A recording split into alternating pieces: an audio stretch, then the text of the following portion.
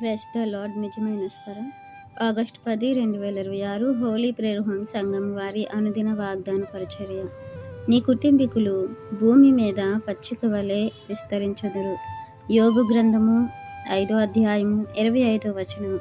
ప్రియమైన దేవుని వారలారా, యోబు గారి పరిస్థితిని తెలుసుకున్న స్నేహితులు అతనిని చూడడానికి పరామర్శించడానికి వచ్చి ఎన్నో సంగతులు యోబు గారితో మాట్లాడతారు. అయితే యోబు గారు మరి ఉన్నటువంటి అధ్యయనమైన స్థితిని చూసి వారు బాధపడతారు. కొన్ని సందర్భాల్లో యోబు గారికి బాధించేలా మాటలు ఆడతారు. అయితే ఇక్కడికి వచ్చేసరికి యోబు గారిని ధైర్యపరిచే మాట్లాడుతున్నారు. ఇదిగో, దేవుడు ఎంతో గొప్పవాడు, ఆయన ఏదైనా చేయగల సమర్థుడు. దేవుని మీద ఆధారపడిన వారిని దేవుడు ఎప్పుడు కూడా సిగ్గుపరచడు. ఇదిగో, మనుషులు మాట్లాడి నిన్ను బాధ పెట్టినా ఆ బాధ నీకు తగులకుండా దేవుడు చేస్తాడు. నువ్వేదైతే కోల్పోయావో అదంతా కూడా దేవుడు నీకు ఇస్తాడు.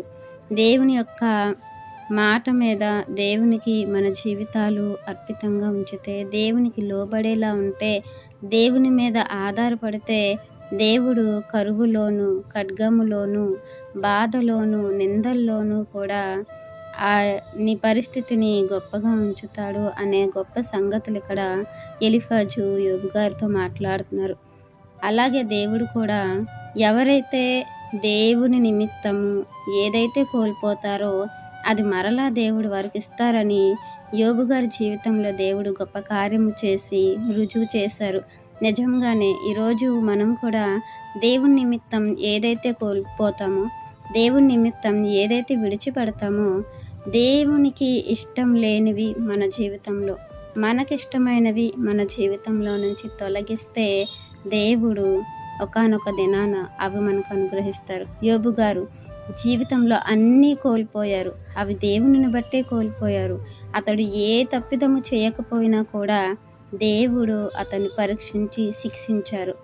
ఆ తరువాత ఆ శిక్షకు లోబడి ఆ యొక్క శోధనను జయించి దేవుని మీద ఉన్నటువంటి భయభక్తులను ఇంకా ఎక్కువ చేసుకోవటం వల్ల కోల్పోయిన ప్రతిదీ కూడా దేవుడు రెట్టింపు అతనికి ఇచ్చి ఉన్నారు. మన జీవితంలో కూడా మనము ఆశించింది ఎన్నో ఉన్నప్పటికీ అవి దేవుని నిమిత్తము, దేవుని చిత్తము కాదని పక్కన పెడితే దేవుడు మనకు మేలైనది ఇచ్చి మనల్ని ఇంకా బలపరుస్తారు, సంతోషపడతారు. అలాగే మనకు కూడా దేవుడు ఇంకాస్త దగ్గర అవుతారు.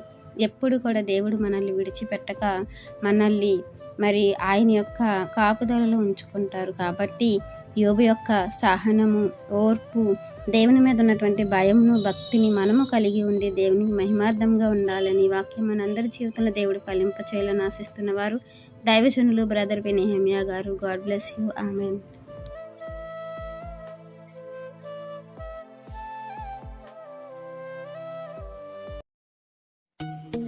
Hi friends, Holi prayer home Gajuwaka సంగమ వారు మాట్లాడిన విలువైన దేవుని సందేశములను మీరు వినటానికి మా యొక్క యూట్యూబ్ ఛానల్ హోలీ ప్రేయర్ హోమ్ను సబ్స్క్రైబ్ చేసుకొని పక్కనున్న బెల్ ఐకాన్ క్లిక్ చేయగలరు.